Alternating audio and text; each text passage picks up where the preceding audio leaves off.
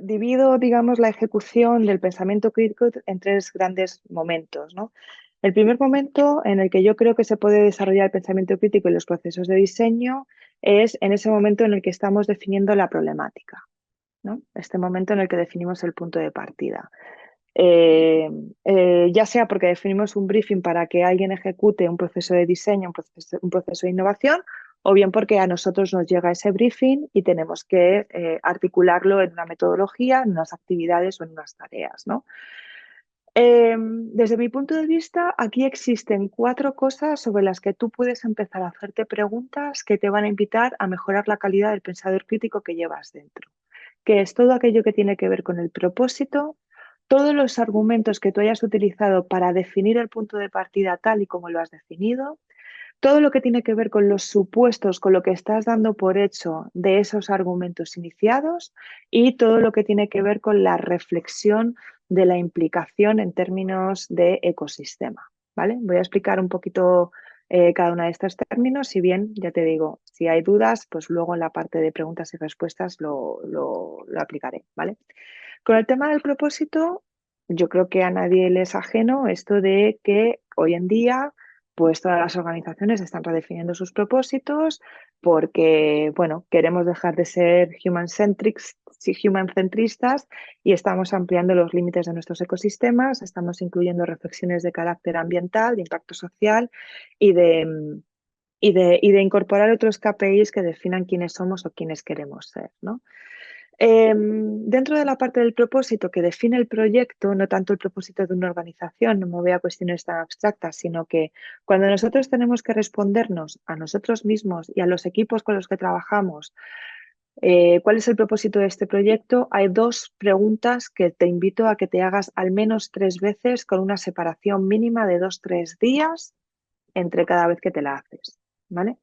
Y una es, ¿para qué abordamos el arranque de este proyecto? ¿Para qué abordamos el arranque de este proyecto? ¿Qué objetivo tenemos con este proyecto? Hazte la pregunta 3 veces, deja al menos reposar las respuestas entre 2 y 3 días mínimo. Este ejercicio lo puedes hacer de manera individual, lo puedes pedir a tu equipo que lo haga de manera individual y cada 2 o 3 días os juntáis y mostráis el resultado de vuestras conclusiones, o bien lo podéis hacer todos a la vez y de nuevo no buscáis el consenso, sino que se permanece en el disenso y se permanece en la disparidad de respuestas que podamos dar.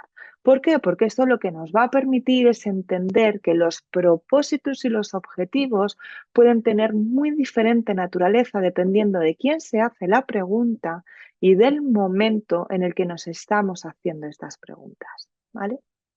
En segundo término, y hablando de los argumentos, es súper importante que seas capaz de identificar cuál es la información que has utilizado para dar respuesta al propósito.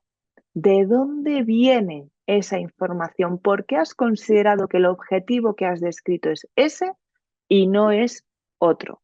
Hay muchas veces que los objetivos nos vienen dados. Tenemos que reconfigurar el producto en estas casuísticas, tenemos que mejorar las métricas relacionadas con no sé qué, tenemos que ampliar el segmento de mercado que tenemos, no sé qué, no sé cuántos. Bueno, pero una cosa es que a ti te digan eso y otra cosa es que sea tu objetivo como trabajador, como trabajadora, como persona que participa en ese proceso de diseño.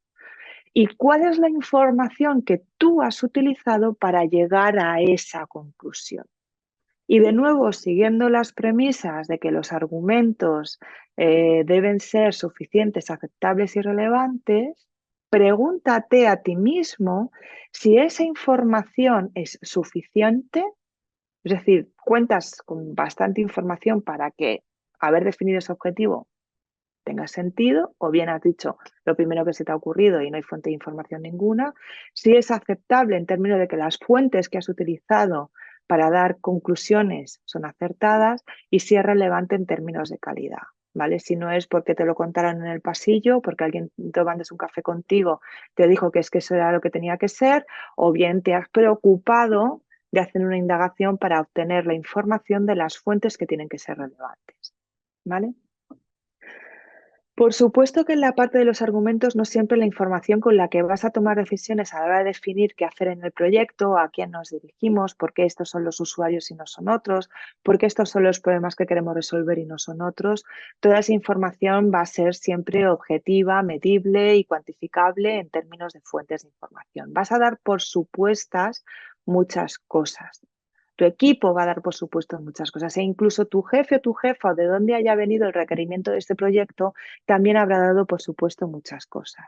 Por tanto, el tercer elemento al que te invito, que debes hacer reflexión al menos 3 veces y darte tiempo para hacerte esta pregunta al mínimo 3 veces es ¿qué hemos dado por sentado para tomar esta decisión de proyecto? ¿Qué hemos dado por cierto? ¿Qué no hemos cuestionado a la hora de definir este proyecto? Y es muy interesante porque aquí, por supuesto, valga la redundancia, saldrán lagunas de información que deban ser pues, atacadas durante los procesos de proyecto, ya sean en la investigación que vayas a hacer interna o la investigación que vayas a hacer externa o las fuentes de información que vayas a utilizar a lo largo del proyecto. ¿Vale? Por último, pero no por ello menos importante, hay un espacio de pensamiento que tiene que ver con la reflexión más holística o más analítica, que son las implicaciones. Es decir, que yo lleve a cabo este proyecto, que yo me inmersione durante las próximas 6 semanas en desarrollar, en ejecutar este tema, ¿qué implicaciones tiene? Y esta es una reflexión que debe ir como las capas de la cebolla, que tiene que ir de dentro hacia afuera. ¿Qué implicaciones tiene para mí? Yo, Alicia, como persona que ha decidido estar aquí dando esta sesión de pensamiento crítico aplicado, ¿qué implicaciones va a tener para mi equipo más inmediato, para la gente con la que yo estoy trabajando en el día a día? ¿Qué implicaciones va a tener en el área al que pertenezco o bien las diferentes áreas con las que yo también me voy a tener que poner de acuerdo para trabajar en el proyecto? Y de ahí me voy a ecosistema y el ecosistema puede ser un ecosistema de family and friends, es decir, que yo me meta en esta movida va a afectar a mi familia, va a afectar a mi entorno más cercano, va a tener consecuencias en mi tiempo libre, en la disposición personal que yo me había configurado hasta ahora, va a tener implicaciones en los familiares de las personas con las que trabajo, es decir, su ecosistema también se va a ver afectado, ¿de qué forma? Va a haber implicaciones logísticas o de proveedores dentro de mi organización, es decir, esto va a cambiar, va a reconfigurar de alguna manera las relaciones establecidas hasta el momento. A nivel de geolocalización, de espacio y de tiempo, de dónde vamos a desarrollar este proyecto, ¿va a haber alguna implicación? Pues porque esto lo tenemos que hacer en remoto y va a suponer cosas, o lo vamos a hacer en presencial y va a suponer cosas, desplazamientos, no lo sé, de alguna forma, y por tanto también qué impacto a nivel organizacional puede tener esto que hemos decidido trabajar.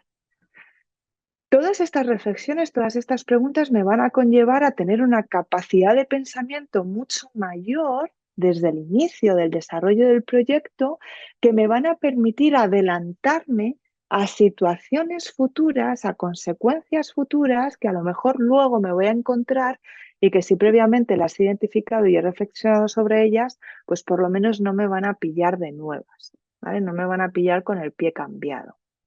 Por tanto, propósito, argumentos, supuestos e implicaciones son los cuatro elementos en los que deberíamos hacernos preguntas para desarrollar nuestra calidad de pensamiento crítico cuando estamos en las fases incipientes de nuestros procesos de proyecto.